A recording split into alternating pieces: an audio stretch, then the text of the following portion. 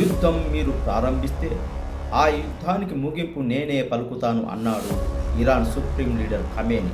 మరి ఆ ఖమేని యుద్ధంలో మరణించడంతో ఆ యుద్ధాన్ని ఆపేదెవరు? ట్రంపా, నెతన్యాహా, ఇరానా లేక ఐక్యరాజ్య సమితి?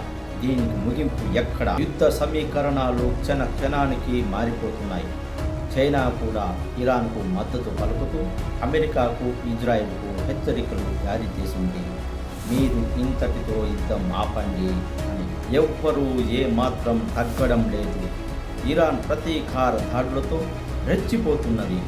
గల్ఫ్ దేశాలలోని అమెరికా సైనిక స్థావరాలను లక్ష్యంగా చేసుకొని ఇరాన్ 8 గల్ఫ్ దేశాలపైన క్షిపణులతో విపరీతంగా దాడులు చేస్తున్నది.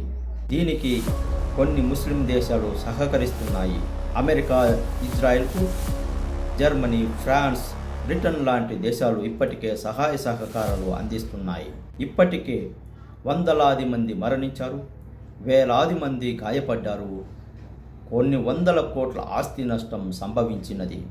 అమెరికా, ఇజ్రాయెల్కు జర్మనీ, ఫ్రాన్స్, బ్రిటన్ లాంటి దేశాలు ఇప్పటికే సహాయ సహకారాలు అందిస్తున్నాయి. ఇప్పటికే వందలాది మంది మరణించారు, వేలాది మంది గాయపడ్డారు, కొన్ని వందల కోట్ల ఆస్తి నష్టం సంభవించినది. ట్రంప్ మాట్లాడుతూ ఈ యుద్ధం ఇప్పుడే ముగియదు, ఇంకా 4-5 వారాలలో ముగుస్తుంది, అంతవరకు ప్రతీకార భయంకరంగా దాడులు చేస్తాం అంటూ మరోసారి హెచ్చరించారు. రాబోయే 24 గంటల్లో ఇరాన్పై భయంకరమైన తీవ్రమైన దాడులు ఉంటాయని హెచ్చరించారు ట్రంప్. దీనికి తోడు చైనా ఇరాన్కు మద్దతు పలుకుతూ అగ్నికి ఆజ్యం పోసినట్లుగా అమెరికా, ఇజ్రాయెల్ను యుద్ధం ఆపమని హెచ్చరించింది. మరి ఈ యుద్ధం ఎప్పుడు ఆగుతుంది? ఎక్కడితో ముగుస్తుంది? లేక 3వ ప్రపంచ యుద్ధానికి దారితీస్తుందా? తెలియదు.